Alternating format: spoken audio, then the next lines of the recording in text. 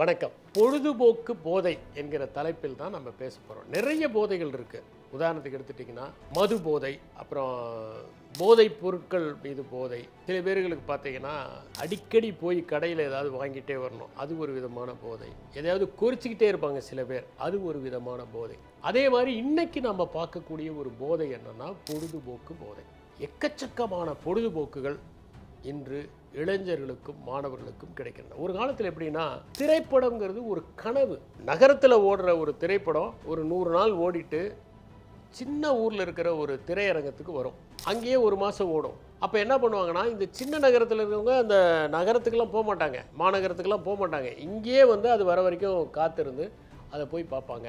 அதை பார்த்த பிறகு அது ஒரு பெரிய ஒரு அதிசயம் மாதிரி அதை அடுத்த திரைப்படம் இருக்கிற வரைக்கும் நினச்சி இன்புட்டுக்கிட்டு இருப்பாங்க. அவ்வளோ ஈஸியாலாம் திரைப்படத்தை பார்க்க முடியாது. வானொலி தான் அன்னைக்கு பொழுதுபோக்கு சாதனமாக இருந்தது. ஆனால் அது பொழுதுபோக்கு சாதனம்னு சொல்ல முடியாது. அதில் பார்த்தீங்கன்னா வினாடி வினா கேட்பாங்க, விவசாய செய்திகள் வரும், மருத்துவ செய்திகள் வரும். அதுக்கப்புறம் வானிலையினுள்ள அதில் செய்திகள் ரொம்ப முக்கியம். காலையிலேருந்து நைட் வரைக்கும் முக்கியமான செய்திகள்லாம் உடனுக்குடனே சொல்லுவாங்க. எல்லாரும் அதை காத்துக்கிட்டு இருப்பாங்க. எல்லார் வீட்லேயும் வானொலி பெட்டியும் இருக்காது. யாராவது ஒருத்தர் வீட்டில் வானொலி பெட்டி இருந்தால் தேர்தல் முடிவு வந்துச்சுன்னா எல்லாம் சுற்றிட்டு ஒரு 50 பேர் அதை கேட்டுக்கிட்டு இருப்பாங்க. அப்படி அதுதான். அதில் என்னென்னா பொழுதுபோக்குன்னு பார்த்தீங்கன்னா, இந்த நீங்கள் கேட்டவை நேயர் விருப்பம்னு 2 நிகழ்ச்சிகள் வரும். அது பார்த்தீங்கன்னா 2 நாள் ஒளிபரப்பாகும். அதில் ஒரு பாட்டு, நமக்கு பிடிச்ச பாட்டு வந்துட்டாலே அது ஒரு பெரிய விஷயம், ரொம்ப சந்தோஷம். நமக்கு பிடிச்ச பாட்டு வந்துருச்சேன்னு சொல்லிட்டு மாதத்துக்கு ஒரு தடவை ஒளிச்சித்திரம்னு ஒளிபரப்புவாங்க. ஒரு திரைப்படத்தை 1 மணி நேரம் ஒளிபரப்புவாங்க.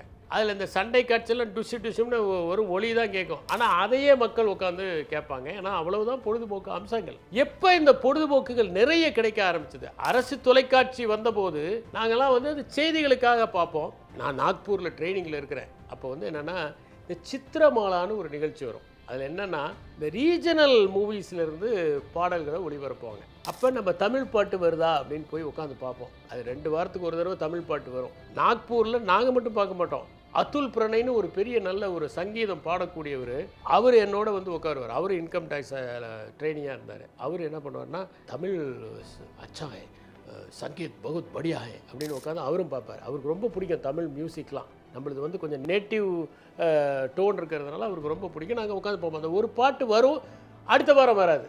இப்படி நாங்கள் அந்த சித்திரமாலாவை பார்ப்போம். எப்போ இந்த சேட்டலைட் டிவிலாம் வந்ததோ அப்போ எக்கச்சக்க பொழுதுபோக்குகள். தமிழ்நாட்டில் ஏகப்பட்ட சேனல், அது எல்லாத்துலேயும் பொழுதுபோக்கு. எப்போ பார்த்தாலும் பெரிய பெரிய சீரியல். அரசு தொலைக்காட்சியில் 13 வாரம் தான் அப்போ சீரியல்னு இருந்தது, அதோடு முடிஞ்சிடும். இப்போ என்னன்னா 5 வருஷம் 6 வருஷம் சீரியல், ஏகப்பட்ட சீரியல், பகல்லையும் சீரியல், நிறைய சினிமா, பொழுதுனைக்கும் சினிமா. அதில் என்ன ஆகுதுன்னா நிறைய பொழுதுபோக்குகள் ஆக்கிரமித்து கொண்டு இருக்கணும். சரி, இது ஒரு பக்கம்னா வீடியோ கேசட் வரும்போது அது இன்னும் விரும்பின படத்தை நம்ம பார்க்கலாம். அதே மாதிரி 2in1 வந்த பிறகு எந்த சிடி வேணா போட்டு நம்ம எவ்வளோ தடவை வேணால் கேட்டுக்கலாம். அந்த வானொலியில் நம்ம காத்திருப்போம், நம்மளுக்கு பிடிச்ச பாட்டு வருதா அப்படின்னு. ஆனால் எப்போ வேணா கேட்டுக்கலாம், எந்த நேரம் வேணா கேட்டுக்கலாங்கிற மாதிரி. அது அடுத்த கட்டமாக இருந்தது. அதுக்கு அடுத்த கட்டம் பார்த்தீங்கன்னா ஓடிடியில் என்ன படம் வேணா பார்க்கலாம், நம்ம விருப்பின படத்தெல்லாம் பார்த்துக்கலாம், கொஞ்சம் பணத்தை கட்டிட்டோம்னா நம்ம வீட்டில் பார்த்துக்கலாம். அதனால் என்னென்னா எப்போ வேணால் மக்கள் பார்க்குறாங்க படத்தை. அதுக்கு ஒரு எதிர்பார்ப்பு இல்லை, பொழுதுபோக்கு ரொம்ப சகஜமாகிடுச்சு. இதையெல்லாம் தாண்டி இந்த மிடுக்கு பேசி வந்துச்சு பார்த்தீங்களா. அப்போ என்னாச்சுன்னா யூடியூபு, ஃபேஸ்புக், அப்புறம் ட்விட்டர், இந்த மாதிரி இன்ஸ்டாகிராம், இதில் தான் இளைஞர்கள் நிறைய நேரத்தை, மாணவர்கள் நிறைய நேரத்தை செலவு செய்கிறாங்க. இந்த மாதிரி நிறைய நேரத்தை அவர்கள் செலவு செய்கிற போது என்ன ஆகிறதுனா அதில் ஒரு அடிக்ஷன் ஆகிறாங்க. ஃபேஸ்புக்குனா அது என்ன ஸ்டேட்டஸ் இருக்குது, எவ்வளோ கமெண்ட்ஸ் வந்திருக்கு, பாசிட்டிவாக வந்திருக்கா, ட்விட்டருக்கு என்ன கமெண்ட் வந்திருக்கு, இன்ஸ்டாகிராமில் என்ன சொல்லியிருக்காங்க ரிமார்க்ஸ், இது மாதிரி. இன்னொன்று யூடியூப், இந்த சோஷியல் மீடியா வந்த பிறகு பார்த்தீங்கன்னா நிறைய யூடியூப் சேனல்ஸ், அந்த யூடியூப் சேனல்ஸை திரும்ப பார்க்கறது, ரீல்ஸை பார்க்கறது, ஷார்ட்ஸை பார்க்கறது, இந்த மாதிரி நிறைய நேரத்தை. அது எப்படின்னா, சரி ஒரு 2 நிமிஷம் பார்க்கலாம் அப்படின்னு தான் ஆரம்பிக்கிறாங்க. அது ஒன்று அடுத்தது அது சஜஸ்ட் பண்ணுது, உடனே அதை பார்க்குறாங்க, அடுத்தது அதை பார்க்குறாங்க. இப்போ என்ன ஆகுதுன்னா தொடர்ந்து அவர்கள் பார்த்து கொண்டே இருக்கிறாங்க. நான் சில கல்லூரிகளுக்கு போகிற போது நேர மேலாண்மை பற்றி பேசும்போது இந்த மாணவர்கள்ட்ட ஒன்று கேட்பேன், ஒரு எக்ஸசைஸ், நீங்கள் நேரத்தை செலவு செய்வதற்கும் நேரத்தை வீணடிப்பதற்கும் என்ன வித்தியாசம், உதாரணங்கள்லாம் சொல்லுவேன். அதுக்கப்புறம் அவங்கள என்ன பண்ணுவேன், நீங்கள் எப்படி நேரத்தை வேஸ்ட் பண்ணுறீங்கன்னா, நிறைய பேர் சொல்கிறது, நாங்கள் நிறைய நேரத்தை வேஸ்ட் பண்ணுறதே இந்த மிடுக்கு பேசியில் தான். அதை பார்க்க ஆரம்பித்தோம்னா எங்களுக்கு நேரத்தை மறந்துடுறோம், காலத்தை மறந்துடுறோம், அப்படியே அதுலேயே மூழ்கிடுறோம். ஒரு அரை மணி நேரம் பார்க்கலான்னு ஆரம்பிக்கிறோம், ஆனால் 2 மணி நேரம் 2.5 மணி நேரம் நள்ளிரவு வரைக்கும் கூட நான் அங்கே பார்த்துக்கிட்டு இருக்கோம் அப்படின்னு. நிறைய பேர் இந்த பொழுதுபோக்குங்கிறது எக்கச்சக்கமாக அதில் ஏகப்பட்ட நேரத்தில் நமக்கு இவ்வளோ பொழுதுபோக்கு தேவையா? ஃபிடல் காஸ்ட்ரோ ஒரு முறை பேசுகிறார். அவர் என்ன சொல்கிறாருன்னா, எங்கள் நாட்டை யாரும் எளிதில் ஆக்கிரமிக்க முடியாது, ஏனென்றால் எங்கள் நாட்டில் 9ஆம் வகுப்பு படிக்கிற மாணவனுக்கு கூட பீரங்கியை எப்படி இயக்க வேண்டும் என்று நாங்கள் சொல்லிக் கொடுத்துருக்கிறோம். எங்கள் நாட்டில் என்னென்னா 4 சேனல் தான் இருக்குது. இந்த 4 சேனலில் இது அரசாங்கம் தான் நடத்துது, வேறு யாரும் நடத்துறது கிடையாது. அதில் என்னென்னா கல்வி நிகழ்ச்சிகள், வேளாண் நிகழ்ச்சிகள், மருத்துவ நிகழ்ச்சிகள் மட்டும்தான் நாங்கள் ஒளிபரப்பாகிறோம். எங்களுக்கு பொழுதுபோக்கெல்லாம் தேவையில்லை என்று சொன்னார். பொழுதுபோக்கு தேவைதான், அது உற்சாகம் ஊட்டுவதாக இருக்க வேண்டும், அது ஊக்கப்படுத்துவதாக இருக்க வேண்டும், நல்வழிப்படுத்துவதாக இருக்க வேண்டும், ஆதாரபூர்வமானதாக இருக்க வேண்டும், அறிவுறுத்துவதாக இருக்க வேண்டும், வழிகாட்டுவதாக இருக்க வேண்டும், நெறிப்படுத்துவதாக இருக்க வேண்டும், நேர்மையை ஊட்டுவதாக இருக்க வேண்டும், விடிமயங்களை தருவதாக இருக்க வேண்டும், சான்றாண்மையை வளர்ப்பதாக இருக்க வேண்டும். அப்போ அறிவே தேவையில்லைன்னு ஒரு சமூகத்தை உருவாக்கினா என்ன ஆகும் நினச்சி பாருங்கள். இப்போ யாரும் படிக்கிறதே இல்லை.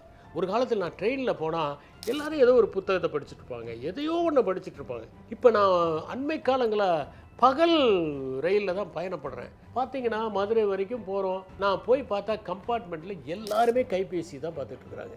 ஒருத்தர் கூட ஒரு புத்தகத்தை வைக்கிறது இல்லை. இப்போ நீள் வாசிப்பே இல்லைன்னா எப்படி நாம் தகவல் பரிமாற்றத்தை செய்ய முடியும்? இப்போ பசங்களாம் பேசுகிறத விட டெக்ஸ்டிங்கில் தான் கம்ஃபர்டபுளாக இருக்கிறாங்க. அதுவும் ஆங்கில எழுத்துக்களில் தமிழை டெக்ஸ்ட் பண்ணுறாங்க. அந்த மாதிரி ஒரு சூழல். அப்போ நீள வாசிப்பே இல்லாமல் போயிடுது. சும்மா பாயிண்ட்ஸை படித்து ஏதோ ஒரு எக்ஸாம் எழுதி பாஸ் பண்ணிடலாம். இப்போ நீள் வாசிப்பு இல்லைன்னா எப்படி அவர்கள் அறிவு வளரும்? இப்படியே போனால், அதுவும் பர்டிகுலர்லி செயற்கை நுண்ணறிவுலாம் வந்த பிறகு சிந்திப்பதற்கான தேவையில்லாமல் எதையாவது பார்த்து எழுதிடலாம் ஒரு அசைன்மெண்ட்னா, அப்போ எப்படி அவர்களுடைய மூளையில் நியூரோஜெனிசிஸ் ஏற்படும்? புதிய நரம்பணுக்கள் உற்பத்தி ஆகாமல் நாளடைவில் அந்த மூளை சுருங்க ஆரம்பிக்கும். மனிதன் சிந்திக்க சிந்திக்க தான் 400 கிராம் சிம்பன்சிக்கு இருந்தது, நமக்கு 1400 கிராம் ஆச்சு. ஆனால் சிந்திப்பதை குறைத்தால் மூளை சுருங்க ஆரம்பிக்கும். எனவே பொழுதுபோக்குகள் நாம் அளவோடு பயன்படுத்தப்பட வேண்டியவை என்பதை உணர்ந்து கொள்ள வேண்டும். பொழுதுபோக்குகளின் பால் இருக்கிற போதையும் ஆபத்தானது என்பதை உணர்ந்து அறிவுக்கு முக்கியத்துவம் கொடுத்து குறைவான நேரத்தில் நம்மை உற்சாகப்படுத்தக்கூடிய ஊடகங்களை மட்டுமே